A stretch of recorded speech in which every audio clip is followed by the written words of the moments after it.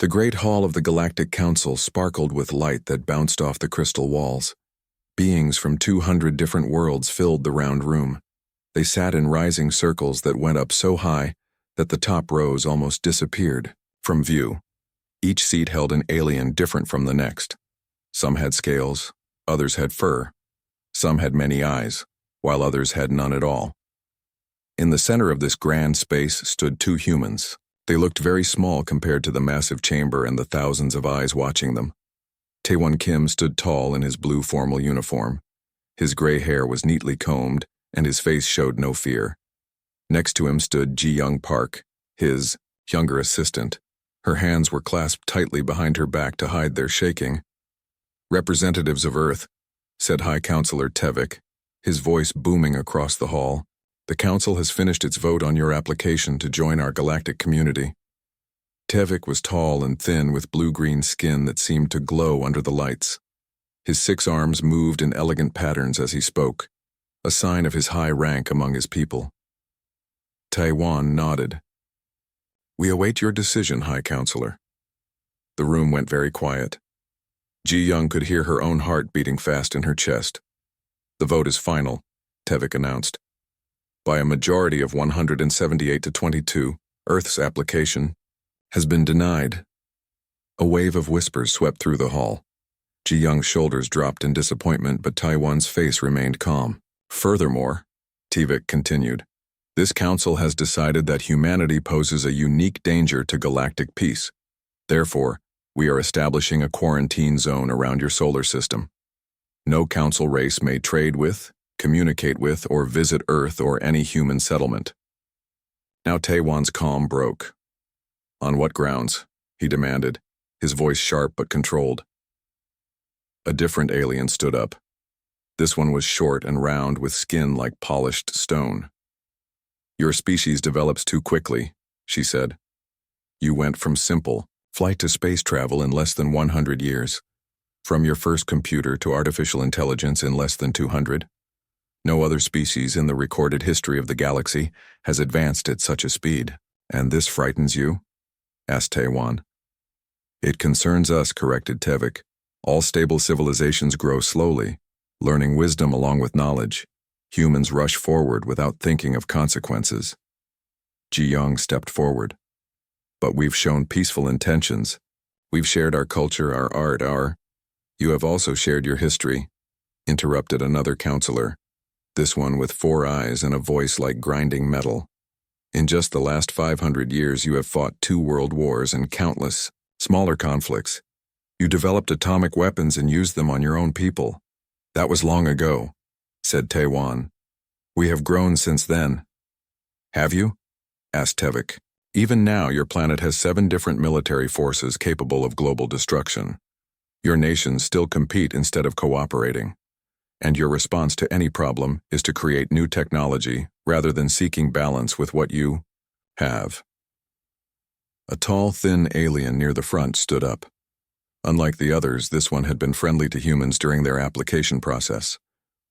"My esteemed colleagues," she said in a gentle voice, "perhaps we are being too harsh. Humans have shown great creativity and adaptability, with proper guidance. Their adaptability is precisely what concerns us," said Tevik. "They learn and change too quickly. They cannot be properly guided because they move faster than our guidance." The friendly alien sat down, her 3 eyes blinking in disappointment. "The decision is made," Tevik said firmly. "Humanity will return to their solar system within 30 days. A boundary will be established at the edge of what you call the Orion Spur. Cross this line and you will be considered hostile and dealt with accordingly." Taewon took a deep breath. For 3 years he had worked toward this moment, dreaming of Earth joining the galactic community. Now that dream was broken. "And if we refuse," he asked quietly. The room went silent again. "Then you force us to take more direct action," said Tevik. "The combined fleets of the council races could reduce Earth to ash. We do not wish this. We simply wish you to develop in isolation until you have gained the wisdom to match your technology." Ji-young felt anger rising inside her. "How long will that take? 1,000 years, 10,000? However long is necessary. replied Tivik. As Taewon and Ji Young were led from the chamber, they could hear the council moving on to other business. Their rejection was just one small item on a long list of galactic matters. In the quiet of their ship, Ji Young finally let her anger show. They fear us because we're different, because we don't fit their pattern of how species should develop. Taewon looked out the viewing window at the beautiful council world below them. Yes, he said simply. What do we do now? Just go home with our tails between our legs? Taewon turned to her, and for the first time, she saw a small smile on his face. Did you notice something interesting about their reasons for rejecting us? Ji Young frowned. They think we're dangerous. Yes, but why? Not because we're violent, though they mentioned our wars. Not because we're expansionist, though they worry we might become so. He leaned forward.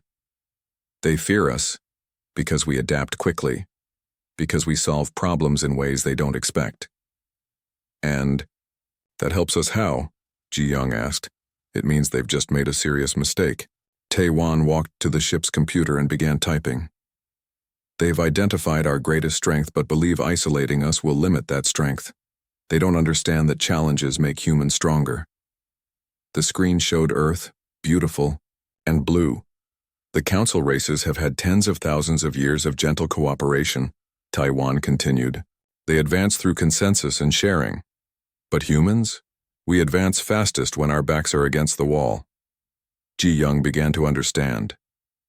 So by cutting us off, they've just removed all the limits on our development. Taewon finished. No need to make our technology compatible with alien systems. No need to follow council regulations. No need to wait for their slow approval processes. He sent a message to Earth, marked urgent for the Global Council's eyes only. What did you tell them? Ji Young asked. I told them to start building, Taewon said. Ships, stations, technology the council races have never imagined. They've given us a challenge, Ji Young. And humans have never met a challenge we didn't eventually overcome. As their ship broke orbit and headed for the jump point that would start their journey home, Ji Young looked back at the glittering council world. They think they've contained us, she said. Taewon nodded. But instead, they've just set us free. The journey back to Earth would take 2 weeks. 2 weeks to plan how humanity would respond to this setback. 2 weeks to begin designing the future no one in that council chamber could possibly see coming. Earth was on its own now, and that was when humans were at their most dangerous. 20 years had passed since the Galactic Council had sent humanity back to Earth. 20 years of hard work and new ideas. 20 years of building. Admiral Sun Ho Lee stood in the main control room of the Earth Defense Station. The room was large and filled with screens and maps. People worked at many stations watching space around Earth and beyond. Sun Ho was 55 years old with short gray hair and a strong face. He wore a dark blue uniform with silver stars on the shoulders. He had been a young captain when humans were sent away from the council. Now he led all of Earth's space forces. He looked at the big screen that showed the edge of human space. The council had drawn a line that humans could not cross. They called it the quarantine boundary. For 20 years, humans had not crossed it. Admiral, you should see this, said Captain Daehyun Cho. He was a tall man with serious eyes who worked closely with Sun Ho walked to Daehyun's screen. What am I looking at? Our sensors picked up 23 council ships near Alpha Centauri, Daehyun said, pointing to small dots of light on his screen. Last month there were only 7 ships there. Sun Ho frowned. They're gathering at the boundary. Yes, sir, and not just there. Daehyun touched his screen and it showed more areas. We've seen more council ships at every checking point along the boundary. Their numbers have tripled in the last 6 months. Are they planning to attack? Sun Ho wondered aloud. I don't think so, said a woman's voice from behind them. Sun Ho turned to see Minji Kang walking into the room. Minji was Earth's chief science officer. She was shorter than Sun Ho with long black hair tied back neatly. She wore a white lab coat over her uniform and carried a small computer tablet. What makes you so sure, Doctor? Sun Ho asked. Minji held up her tablet. The Council ships are not battleships. They are watching ships. They have big sensors but small weapons. They are not there to fight. They are there to watch. Watch what? Asked Dae-hyun. Us, said Minji simply. She walked to the main screen and touched it. The view changed to show the solar system. Earth was there with the moon beside it, but Mars now had 5 human cities on it. Jupiter's moons Europa and Ganymede had human bases too. Even Saturn's moon Titan had a small colony. In 20 years we have spread through our solar system, Minji said. The Council wants to make sure we stay here. Sunho nodded slowly. But that's not all they're watching, is it? Minji smiled. No, they're watching our technology too. They know we're building new ships and new weapons. And do they know about the Phantom project? Sunho asked quietly. Minji looked around to make sure no one else was listening. I don't think so. They're watching our normal space engines. They're watching our laser weapons. But they don't know about dark energy work. Sunho felt a small smile form on his face. When the Council had sent humans home, Earth's scientists had started working on new ideas. The biggest was finding a way to use dark energy, the strange force that made the universe grow bigger. If they could control dark energy, they could move through space in a new way. Is it working? Sunho asked. Minji's eyes lit up with excitement. Better than we hoped. The test ship Horizon left the solar system 3 months ago. It moved past the boundary without the Council seeing it. Dae-hyun looked shocked. We crossed the line? But the Council said, they said we couldn't cross. Sunho cut in. They didn't say anything about them not being able to see us cross. Minji touched her tablet again. A picture of a strange-looking ship appeared on the big screen. It was smaller than most ships, but shaped like a teardrop. Its surface seemed to bend light around it, making it hard to see clearly. The Phantom drive bends space in a new way, Minji explained. It doesn't push the ship through space like normal engines. It folds space around the ship. The Council's sensors can't see it because they're looking for ships moving through space, not ships that make space move around them. Where is the Horizon now? Sunho asked. Exploring Council space, Minji said proudly. Learning about their worlds, their defenses, their strengths and weaknesses. Dae-hyun looked worried. If they catch our ship, they won't, Minji said. And even if they saw it, they wouldn't know it's human. The Horizon doesn't look like any ship ever built before. Sunho walked to a smaller screen that showed Earth and its moon. What about our other projects? The neural interface is ready, Minji reported. Our test pilots can now connect their minds directly to their ships. They think, and the ship responds. It's faster than using hands to fly. And the new armor? Sunho asked. The nanite armor works even better than we hoped.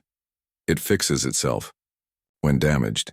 In tests, it repairs faster than our strongest weapons can damage it. Sunho turned to face both of them.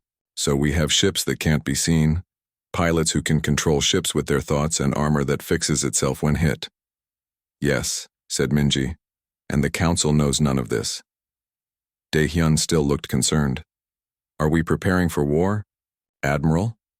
Are we going to attack the Council? Sunho shook his head firmly. No. We are preparing to be free.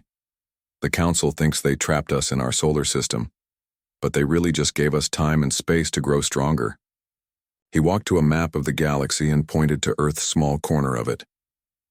The Council races took thousands of years to develop their technology. They share everything and move forward slowly, together. But humans face a problem and solve it, quickly. We had to solve the problem of being alone, cut off from the galaxy. Minji nodded. And we solved it by creating technology the Council has never even thought of. What's the next step? Dae-hyun asked. Sunho touched a button on the wall. The room lights dimmed and a hologram appeared in the center of the room. It showed hundreds of the teardrop-shaped ships moving silently through space. Operation Breakthrough, Sunho said. We will build a fleet of ships with phantom drives. We will place human outposts on empty planets in Council space. We will learn everything about them while they think we're still sitting here in our solar system, trapped by their boundary. And then, asked Dae-hyun.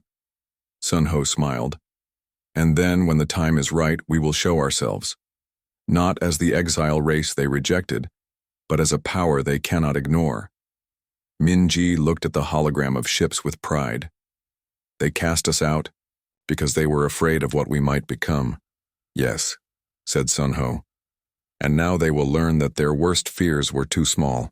5 years had passed since Operation Breakthrough began. 5 years of secret movement through council space. 5 years of building a hidden empire. Ha-Jun-yoon sat in a comfortable chair on the observation deck of the Whisper Station. The station hung in space near a busy trade route used by council ships. From the outside, it looked like nothing more than a small, dark asteroid. Inside, it was a base for 50 humans who watched council activities. Ha-Jun was the intelligence director for all human operations outside the solar system. He was 48 years old with calm eyes and a thoughtful face. His job was to gather information about the council worlds without letting them know humans were watching. Through the large window, Ha-Jun could see the bright flashes of ships moving through the nearby jump gate. The council called it the Arcturus Gateway. It connected 2 major trade routes used by many alien species. Another transport has arrived, said Soo-jin Ryu, who worked with Ha-Jun. She was younger than him, with short hair and quick hands that moved fast over her computer screens.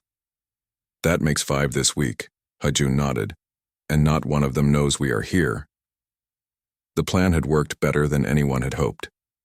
While the council thought humans were trapped in the solar system, they had been building a network of hidden bases throughout council space. The Phantom Drive allowed human ships to move without being seen. Their stations, like Whisper, used special materials that hid them from council sensors. Our mining operation in the Kuiper Belt has tripled its work, Soo-jin reported, looking at a different screen. And the new building facility on Proxima B is now running. Good, said Ha-Jun. What about our listening posts? All working well. We can hear 90% of council talk now. Ha-Jun smiled slightly. The council thought their messages were private, but humans had learned to break their codes and listen to their communications. Every day, they learned more about council, worlds, their problems, and their secrets. A screen on the wall lit up, showing a woman's face. Her name was Yoon-ji Han, and she was the commander of a group of exploration ships. Director Yoon, we have a problem, Yoon-ji said, her face serious. What happened? Ha-Jun asked, sitting up straighter. One of our ships was seen by a council patrol near the Epsilon Eridani system, Yoon-ji reported. The patrol has called for more ships to come help them. Ha-Jun felt his heart beat faster, but his face stayed calm. This was the first time in 5 years that a human ship had been seen. Did they know it was a human ship? No, Yoon-ji said. Our fake identity technology worked as planned. They think it's a new species they haven't met before. Ha-Jun relaxed slightly. Human ships outside the solar system use special systems that made them look like they belonged to a made-up alien race. If stopped or seen, they pretended to be. These aliens, not humans. Interesting, Ha-Jun said, thinking quickly. This might be useful. Tell the captain to keep pretending. Let's see how the council responds to a new possible member. Commander Han nodded. There's more news. Our deep space telescopes have seen strange activity at the center of the galaxy. Something is moving stars. Moving stars? Ha-Jun repeated, surprised. Is it natural?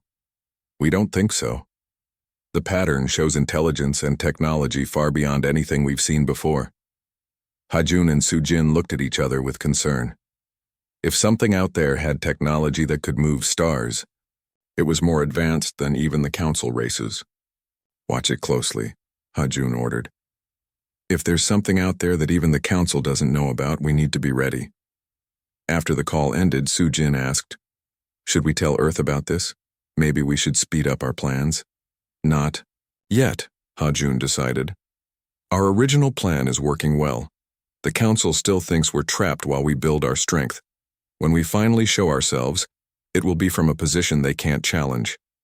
Ha-Jun turned back to the window and watched the alien ships moving through the jump gate. None of them knew that humans were watching. None of them knew that on 23 worlds throughout Council space, humans had built hidden bases. Some bases were small, just a few people watching and listening. Others were larger, with hundreds of humans mining resources or building ships. The largest was New Hope, a full colony of 5,000 people on a planet in a system the Council had explored but never settled. "Director," Sujin called from her station. "I've found something in the Council messages we caught yesterday." Ha-Jun walked over to her screen. "What is it?" "The Council is talking about reducing the number of patrol ships along the quarantine boundary," Sujin said. "They think we're still trapped in our solar system, not trying to leave." Ha-Jun smiled. "Perfect. That will make our work even easier." "There's more," Sujin continued. "Some Council members are starting to suggest that the quarantine was a mistake. They say cutting off a species completely goes against Council values of helping younger races grow." "Are they thinking of ending the quarantine?" Ha-Jun asked, with surprise. Sujin shook her head. "No. Most still think humans are too dangerous. But the fact that some are questioning the decision shows cracks in their unity." Ha-Jun walked back to the window and looked out at the stars. Humanity's plan had 3 parts. First, develop technology to move unnoticed through Council space. Second, build a hidden network of bases and gather information. Third, when ready, reveal themselves as a power too strong to ignore. They were deep into the second part now.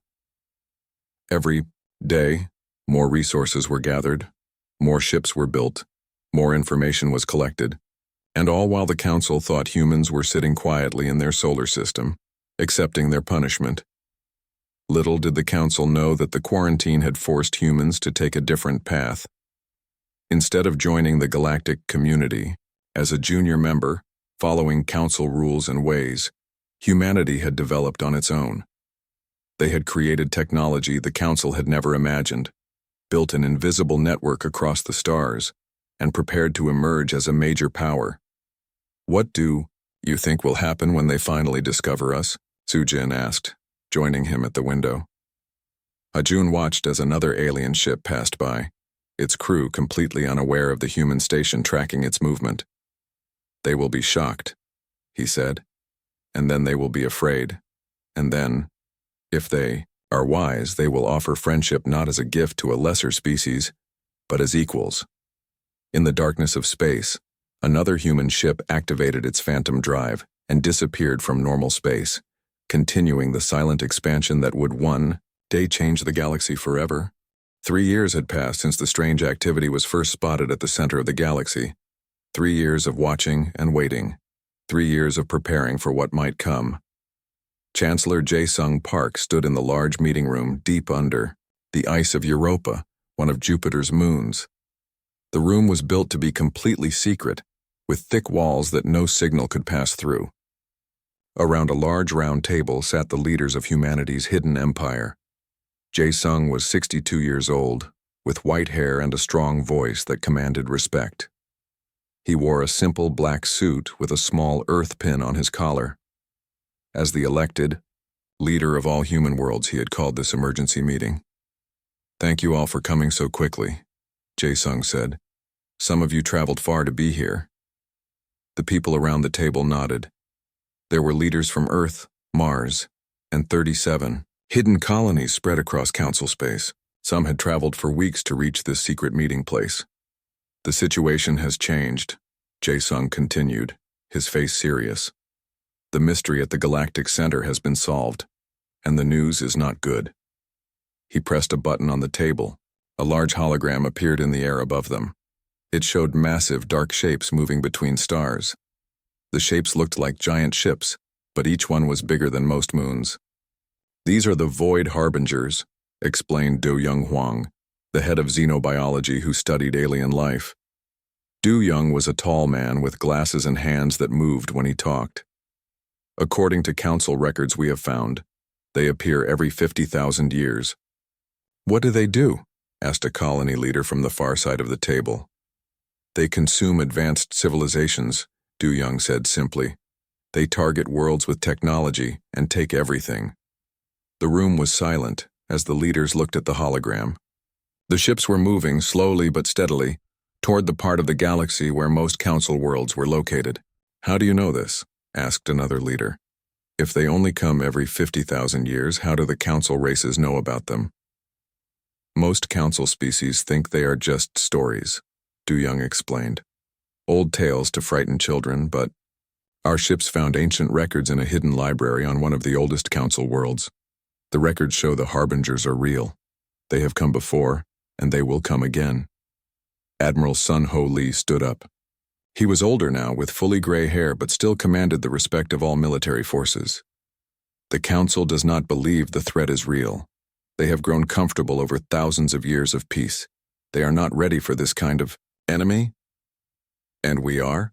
Asked a colony representative, her voice doubtful. More ready than they are, Sun Ho replied confidently. Humanity's greatest strength has always been how we respond to danger. We have developed more in the 8 years since our exile than most council species have in centuries. Our ships are faster, he continued.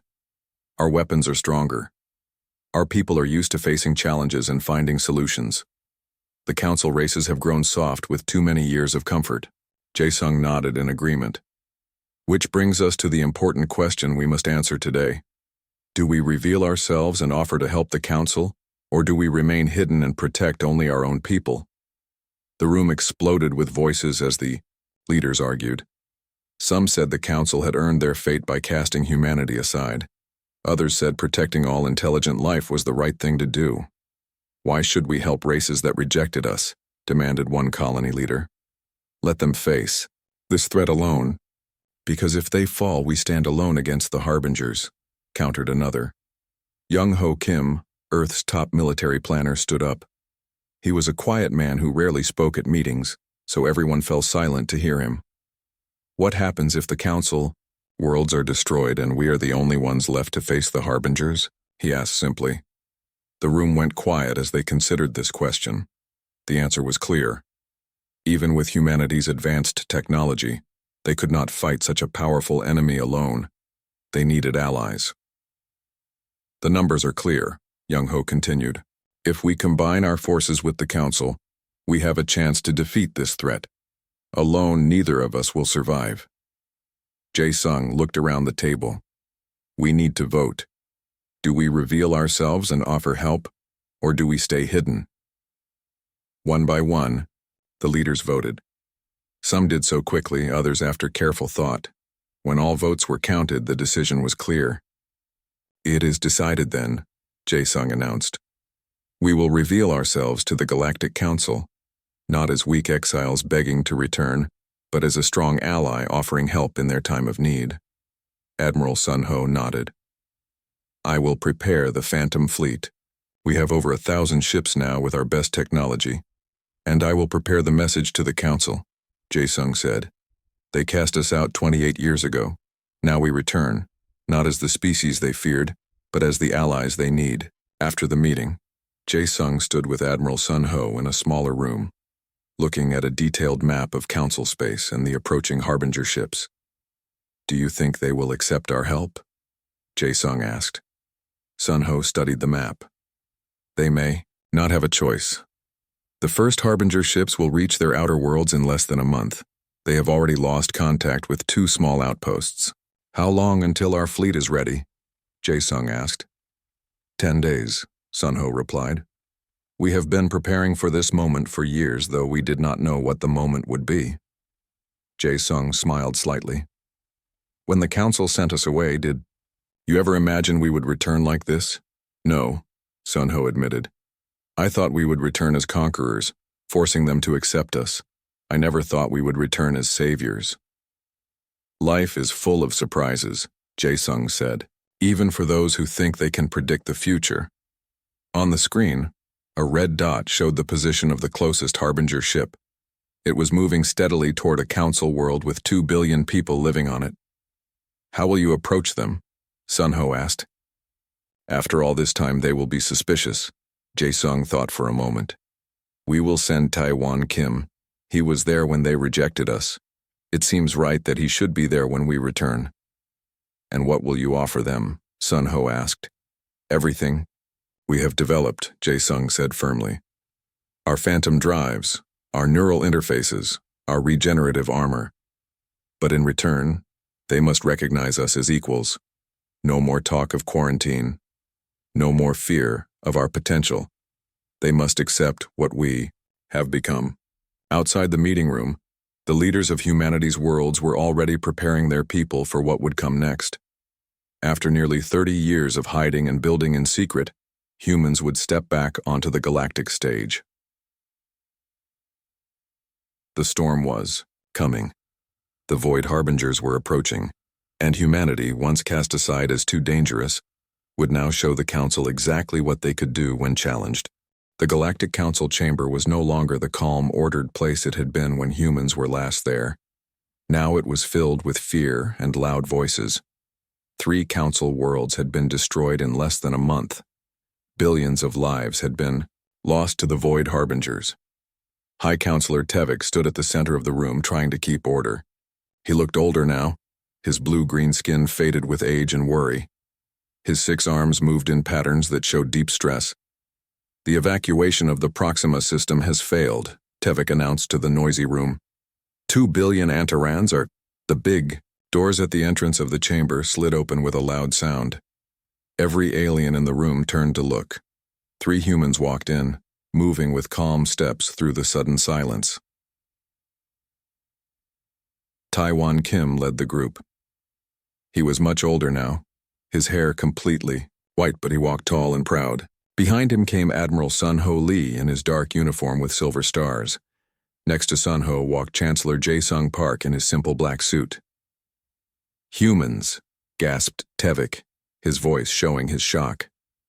"How did you cross the quarantine boundary?" "We crossed it 8 years ago," Taewon replied calmly. "While you were watching our star system, we were studying your worlds, your defenses, your strengths, and your weaknesses." Angry voices rose from the council members. Many stood up, pointing and shouting. Tevik raised all 6 of his arms, calling for quiet. Jae-sung Park stepped forward. "We did not come here to make you angry. We came to help." "Help?" said a short, rock-skinned counselor with disbelief. "Your kind was too dangerous to join our community. You were sent away. And yet here we stand," said Sun Ho, his voice strong and clear. "Offering to save you when you need it most." The room fell quiet. Again, Taewon touched a small device on his wrist.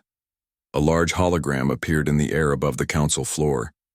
It showed hundreds of strange ships, shaped like teardrops, moving in perfect formation through space. Each ship seemed to bend light around it, making it hard to see clearly. "This is the Phantom Fleet," explained Sun Ho. 1,300 ships with dark energy drives, neural control systems, and self-fixing armor. Technology we created while in exile. The council members stared at the hologram with wide eyes and open mouths. No council race had ships like these. "Why would you help us?" asked Tevik, his voice full of doubt. "After we sent you away?" "Because despite your fears about our unpredictable nature and our capacity for fighting," said Jae-sung, "we also have a strong capacity for forgiveness. And working together, humans do best when we connect with others, not when we are alone." The council members looked at each other, uncertain what to think. "The Harbingers will reach the Arcturus Gateway in 3 days," Sun Ho continued. "Their main fleet is moving, faster than you predicted.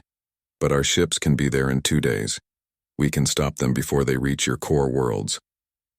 But we will not fight your battle without getting something in return," he added. "What do you want?" asked Tevik. Taewon stepped forward. "The immediate end of the quarantine, full membership in the Galactic Council, and recognition that different ways of thinking make us all stronger, not weaker." Tevik looked at the other council members. Many nodded quickly. They had no choice. Their own ships had proven useless against the Harbingers. "The Council accepts your terms," Tevik said formally. "The quarantine is ended. Earth is welcomed as a full member of the Galactic Council, and we acknowledge that your different path has led to advances we did not expect."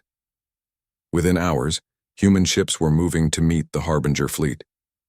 The Council provided all the information they had about the enemy, which wasn't much.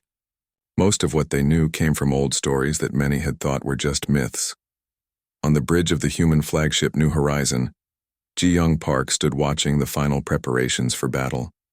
She was an old woman now, her once dark hair all white. After serving as a diplomat for many years, she was now a senior advisor to the Chancellor. Tae-wan joined her at the large window. Together, they watched as human ships moved into position alongside the ships of 5 council races. "Was this your plan all along?" she asked with a small smile. "To save them and earn our place in the galaxy?" Tae-wan shook his head. "No. Our plan was to build an empire strong enough that we didn't need their acceptance. But humans have always been good at adapting to new situations." Ji-young nodded and looked out at the mixed fleet. Human ships were faster and more advanced than the council ships, but there were more council ships. Together, they might have a chance against the Harbingers. "Do you think they understand now?" she asked. "Do they see that casting us out was a mistake?" "I think they're beginning to," Tae-wan replied. "They see that different isn't always dangerous. Sometimes different is exactly what you need." The ship's commander approached them. "The Harbinger fleet has been spotted. They will be within range in 20 minutes. Tae-wan and Ji-young watched as the crew prepared for the coming battle. Young men and women moved with purpose, their faces serious but not afraid. They had trained for this moment. 28 years ago, they thought we were too dangerous to join their community, Ji-young said quietly. Now we are their only hope. The universe has a sense of humor, Tae-wan agreed. On the main screen, tiny dots appeared in the distance. The Harbinger ships were coming. They were huge, dark shapes moving steadily toward the combined fleet. "All ships report ready," said the commander. "Neural interfaces active. Phantom drives on standby. Nanite armor at full capacity." Tae-wan looked at the human crew, then at the images of council ships flying beside them. "Signal all ships. Begin the attack pattern. Show the Harbingers and the council what humans can do." The human ships moved forward, their phantom drives creating strange patterns in space around them. They moved in ways the council ships could not, appearing to bend space itself as they approached the enemy. The first shots were fired. Bright, energy beams lit up the darkness of space as the battle began. Human ships took damage, but their nanite armor repaired itself almost instantly. The neural interfaces allowed human pilots to react faster than any council pilot could. It would be a hard fight. The Harbingers were strong and had destroyed civilizations before, but they had never faced humans before. They had never faced a species that grew stronger when challenged, a species that turned exile into opportunity, a species that could forgive its enemies and fight alongside them. As Tae-wan watched the battle unfold, he thought about the day the council had cast humanity out. That day had seemed like an ending, but it had really been a beginning. Sometimes the greatest threat can become the greatest ally. And sometimes, being cast out is exactly what you need to find your true strength.